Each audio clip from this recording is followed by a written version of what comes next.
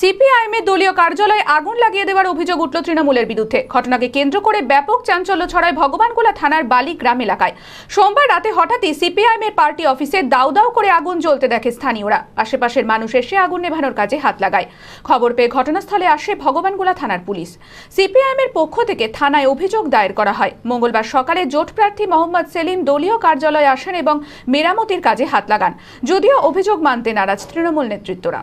মানসিক স্বাস্থ্যের জন্য সবার আগে যে নামটি মনে ভেসে ওঠে, সুস্থ মনের ঠিকানা মনোবীক্ষণ।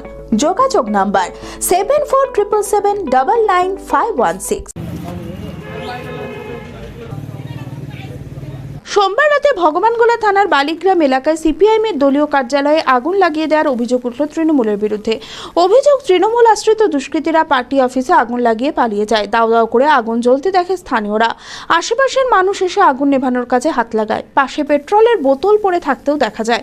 খবর পেয়ে ঘটনাস্থলে আসে ভগবানগোলা থানার পুলিশ। সিপিআইএমের পক্ষ থেকে থানায় অভিযোগ দায়ের করা হয়, তবে এখনো পর্যন্ত কাউকে পুলিশ গ্রেপ্তার করতে পারেনি। ভোটের আগে এলাকায় আতঙ্ক তৈরি করতে তৃণমূল আশ্রিত দুষ্কৃতীরা এই ধরনের কাজ করেছে বলেই অভিযোগ। রাত্রি 10:50 আনুমানিক আমাকে আমার কমরেড অসীম 10:55-তে ফোন করে জানায় জাগবদ্দা পার্টি অফিসে আগুন লেগে গেছে। আমি তখনই তাদেরকে বলি যে আগুনটা নিভানোর ব্যবস্থা করা, এবং সঙ্গে সঙ্গে আমি থানার বড়বাবু দায়িত্বপ্রাপ্ত আধিকারিক ওনাকে ফোন করি। উনি আমাকে জানালেন যে আমি অফিসার পাঠাচ্ছি, এবং অফিসার এখানে এসেছিলেন, একজন এসআই এসেছিলেন।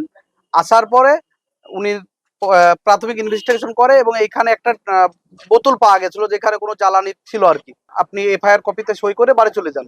আমি এফআইআর কপিতে সই করে চলে এসেছি। ইদানিং তো আবার আমাদের থানায় আমি দীর্ঘদিন ধরে যেটা লক্ষ্য করছি যে তারা আমরা অভিযোগ করলে সেই অভিযোগের রিসিভ কপি দেয় না।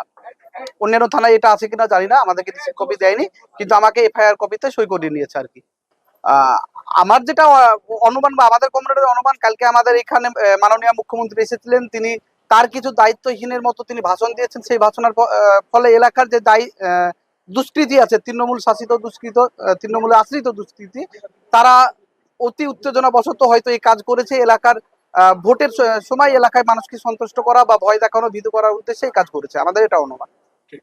মঙ্গলবার সকালে জোট প্রার্থী মোহাম্মদ সেলিম দলীয় কার্যালয়ে আসেন, এলাকার মানুষের সঙ্গে কথা বলেন এবং তাদের আশ্বস্ত করেন এবং পার্টি অফিস মেরামতির কাজে হাত লাগান। তিনি বলেন, নির্বাচনী জনসভায় এসে উস্কানিমূলক কথা বলে তৃণমূলের লোকেদের উত্ত্যক্ত করেছেন মুখ্যমন্ত্রী। এতদিন নির্বাচনের প্রচার শান্তিপূর্ণ হচ্ছিল, বরঞ্চ এই প্রথম মুর্শিদাবাদে সেরকম মেজর ঘটনা ঘটেনি। একটা ডোমকলে তৃণমূলের নিজের বোমা বিস্ফোরণ হয়েছে নিজের বাড়িতে, তার কর্মী। আর বিজেপি, আরএসএস আর তৃণমূল মিলে বেলডাঙ্গা 4টি থানা এলাকায় রামনবমীকে কেন্দ্র করে ঈদের পর থেকেই একটা গন্ডগোল পাকানোর চেষ্টা করে। কিন্তু এত উত্তেজনা, উস্কানি তৈরি করার চেষ্টা হলেও মানুষ এই ব্যাপারে সাড়া দেয়নি।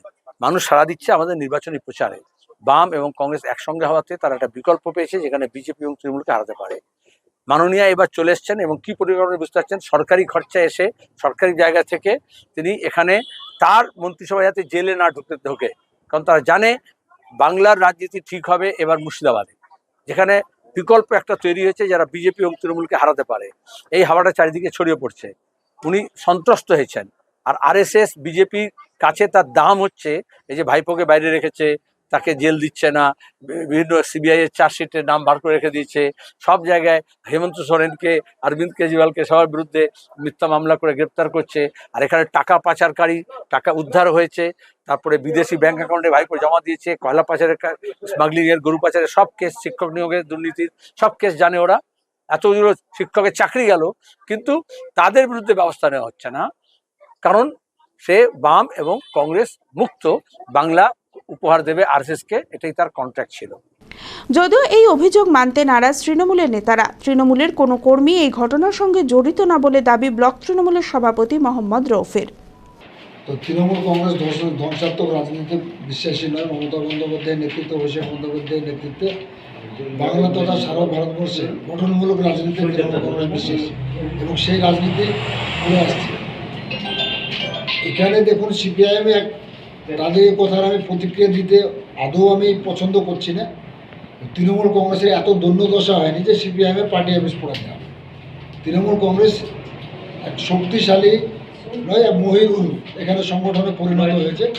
সিপিএম কংগ্রেস, সিপিএম এবং কংগ্রেস তারা হতাশাগ্রস্ত হয়ে এসব কথা বলছে। এসব কথা যদি তারা বলে থাকেন, আমি রাজনৈতিকভাবে তীব্র প্রতিবাদ করছি। তৃণমূল কংগ্রেসের কোনো কর্মী এর সঙ্গে জড়িত তো দূরের কথা, এই নিয়ে কোনো আলোচনা বা এই নিয়ে কোনো এর মধ্যে আগ্রহী নয়।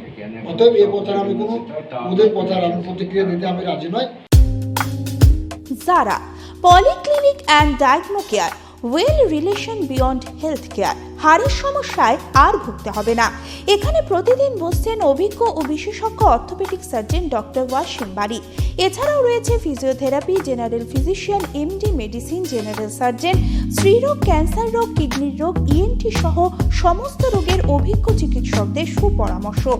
রক্ত, মল ও মূত্রের সমস্ত পরীক্ষা, digital X-ray, ECG, USG, echocardiography করা হয়। আমাদের ঠিকানা তন্তুজের গলি, গির্জার মোড়, বহরমপুর, মুর্শিদাবাদ। বিশদে জানতে যোগাযোগ করুন 9732887777 নম্বরে।